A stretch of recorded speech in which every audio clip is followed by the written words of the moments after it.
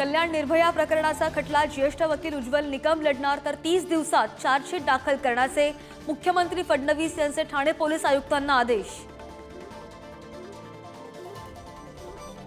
सलमान खान सोबतच्या मैत्रीमुळेच बाबा सिद्दीकींची हत्या झाल्याचा पोलिसांचा निष्कर्ष। अनमोल बिश्नोईने हत्येची सुपारी दिल्याची आरोपपत्रात माहिती।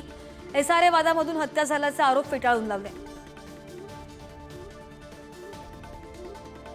मराठी अभिनेत्री उर्मिला कोठारेच्या कारचा अपघात। शूटिंगवरून परतताना कांदिवली पूर्व परिसरात कारनं 2 मजुरांना उडवलं। एकाचा मृत्यू, तर उर्मिला कोठारेसह ड्रायव्हर सुद्धा जखमी झाल्याची माहिती। नवी मुंबई विमानतळावर उद्या पहिल्या प्रवासी विमानाची चाचणी। इंडिगो कंपनीचं विमान धावपट्टीवर उतरणार।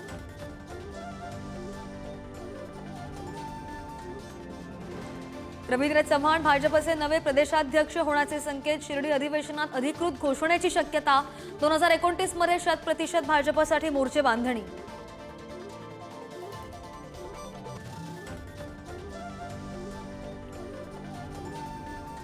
एका फोटोवरून कुणाशीही संबंध जोडणं गैर। स्वतःच्या राजकारणासाठी महिला कलाकारांचं नाव घेणं बंद करा।